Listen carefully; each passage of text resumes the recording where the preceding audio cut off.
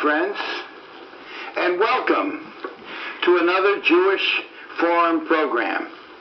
I'm your host, Meri Herman, and before I introduce my guest, I want to just say I hope all of you, all my viewing audience, that you had a wonderful Easter holiday and a wonderful Passover holiday.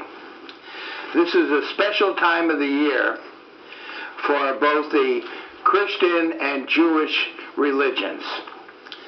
My guest tonight is a very talented young lady. She's bright, she's creative. I even had her in graduate school at Sacred Heart University, so I can prove that she has talents, creativity, and all the things that go with a very accomplished student. Her name is Meri Harary Fleischman, and she lives in Hamden, and she'll tell you, she's the mother of 4 children, and she still has time to write poetry, do her music, and so on. Her topic tonight will be creative interests. Meri, welcome. Thank you. To the Jewish Forum show, and we're so happy you're with us. Thank you. And I know it's going to be an exciting 30 minutes. First, do you want to tell our viewing audience a little about your education, your background, family, special interests? Sure. You're on. Thank you. I graduated from college in 1991, University of Hartford, with a bachelor's in English, and I went on to study special education at Southern and got a master's degree there. And I taught for a few years, and I've been playing the flute for 32 years as well. 32 years? Yeah.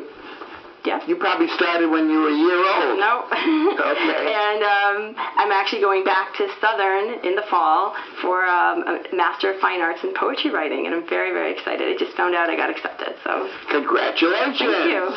And I understand you have a picture of your family. I sure do. You want to show our viewing audience your beautiful family. And tell us who's in the picture. Well, myself and my mother next to me, my husband Wayne, my father Al, my daughter with the blonde hair Shoshana, my son Micah in the striped shirt, and the other boy in the striped shirt is Davi, and the little one in the air there is Ilana. Oh, what a beautiful family. Thank you. In fact, your dad is a good friend of mine, and your dad was on the show about, a couple years ago. Okay, let's get into the topic, creative interests. I understand you write poetry. What would you say? How many years have you been writing poetry? Well, that's a good question. I didn't think I could write poetry, and I had a very good college teacher who encouraged me, and I took his class, and I wrote really wonderful poems at age 20, and some of them won awards. And then I stopped writing after college for 20 years. And would you have one of your original poems that you wrote? I do. I have one from 20 years ago. 20 years ago? I was about 20 when I wrote this, actually 21 years ago. Okay, we'd love to hear it. Sure. It's called I Ask the House. The last time I visited her empty house was when she died after the funeral. It's been 3 years. I remember how it rained and snowed at the same time as the casket was lowered into the dark, muddy ground. There's a little ritual I go through here at Grandma's house, inviting like a familiar friend. I look through all of the dusty photo albums Grandma kept on a high shelf. As if at a museum, I view all of Grandma's sisters, the relatives I never knew, Aunt Basha, Aunt Silly, Aunt Marie, the ones the Nazis got to know. Their eyes glow a faded sepia. They stare as if they know me, as if they know I'm looking, eavesdropping on their lives. I feel guilty as I pass each smile, page after page. They never could imagine being taken away naked in a cattle car. I want to warn them. I close the album, walk down the long hallway, touch the fading blue and gold wallpaper. This is what's left of them now, a stale shadow of their lives. Will I become a withered photograph in some distant relative's forsaken album? I ask the house. Peering into the hallway mirror, I see Aunt Marie's smile. Oh my God. That really gets to you. I could see the word Holocaust written throughout the entire poem. I was 20. I guess I was very affected by it even at that age. I was just going to say, with so many young people, they're more affected by the music and the movies and TV. So you really had a feeling. I grew up, hearing the names of the people who died and their experiences and what happened to them. And well, your mother is a child of Holocaust survivors. Right, exactly. Yeah, exactly. So you probably heard the family talking about their life in Europe. Yes. And what happened with the Nazis. Incredible stories. Incredible stories. I don't know how they did it. I don't know how they survived. But, and you know what's even more important? That you've written this for your own children, where one day they'll be old enough to identify with family and what happened. True. It's very true. You are gifted. Thank you. 4 years ago, so I want to read one from... You got a more modern one? Sure. Is it sad? A little bit? Most of my poems have a sadness to them, and I write about that. I write about... my struggle with time and how time affects us and affects objects around us. And okay. In other words, your poems have a lot of inner feelings, and I'm hoping also universal. Like when you hear them, people can relate to them too. Good. And what's the title of your second? The next one is called Daffodils. Daffodils. Yeah, that should be a happy one. Sure. About flowers. Maybe. Okay. Daffodils. A little corner in my backyard, bare. My mother gives me bulbs I plant with a friend. Our hands black with soil. My mother, smiling, yells from kitchen window, "Those daffodils will come up every spring, forever." At 9 years old, I imagine forever. Before I lived there, my backyard, corner of a farm, their garbage dump. Soil turned farmers' hands black. Native Americans planted maize in this soil. My backyard belonged to them. At 9, I can't imagine my house, yellow and brown, my mother inside cooking, father watching TV, not there, and my backyard without its swing set. My daffodils are now 30 years old, same brilliant yellow, immortal.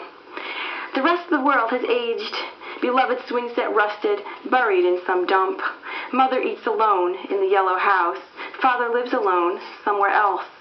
I am 41, mother who cooks, looks out window, watches children play in my backyard. I still imagine forever someone else living in my blue house, cooking in my kitchen, watching their children, and in my mother's house, someone new, occupied but empty. The daffodils still come up year after year in the little corner even after I'm gone. My hands once held the bulbs and planted the beginnings of forever. Beautiful. Thank you. Another. Thank you. Very creative. Not too sad. No, that wasn't too sad. I got to ask you the question. Did you really plant daffodils? I would say 99.9% of my poems are based on what I've experienced. What you've experienced. Yeah, that really happened. I planted with a friend of mine when I was a kid, 9 or 10 years old. Now, did you replant them at your home? No. Home now? No, that'd be a nice thing to do. No. Yeah, or maybe plant new daffodils. Yeah. So, for your children. They still come up, though, in my mother's house. They still come up. They're 30 years old. And when they come up, she thinks of you. Yep. I think that's something. Thank you. Very, very nice. Do you have another one for us? I do. I have quite a few. Okay. I have another one. Actually, I don't know if I can have time to read two, but they go together. Okay. So they're short. Sure, go ahead. They're based on the Peabody Museum. Two things I saw at the Peabody Museum. Okay. One is called Mummy Under Glass. Mummy Under Glass? Yep. Wow. Okay. Entombed in transparent sarcophagus, preserved for our entertainment. Mummy Under Glass. Hands crossed over shriveled body, eyes sunken, parchment paper bones cling to skin, brown like old leather boots. You once lived far away from this stifling museum, crowds gawking, pointing, turning away from your well-preserved horror.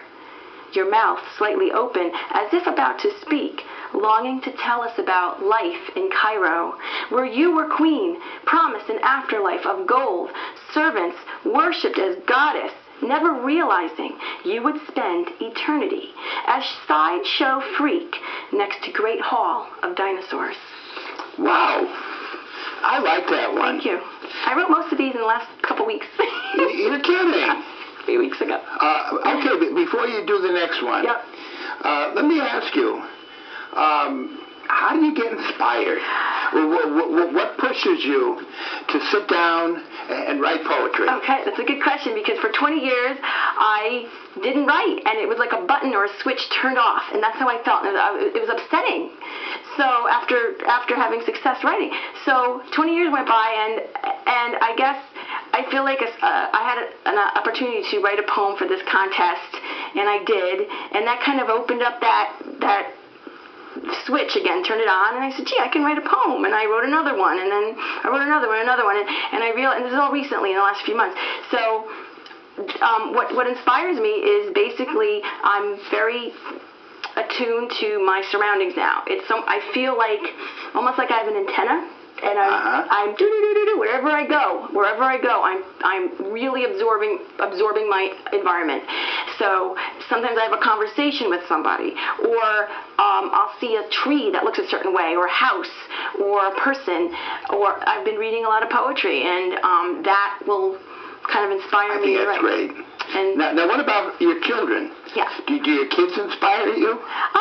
Yes, they do, and I'm working on a poem right now about my children. About your children, so on. Yeah. I understand that you've won some awards for your poetry. Yeah. You want to tell our viewing audience about that? Sure. When I was 20, the first award I won was a poetry award at University of Hartford in their student poetry writing contest. It was great. And I took those same poems because I stopped writing poetry, and I won the first prize graduate level at Southern Connecticut State University, and gave a poetry reading, and it was great. And but I felt guilty because they were my old poems. So anyway, and then I just won third place in a national poetry competition. In a national poetry competition? Yeah.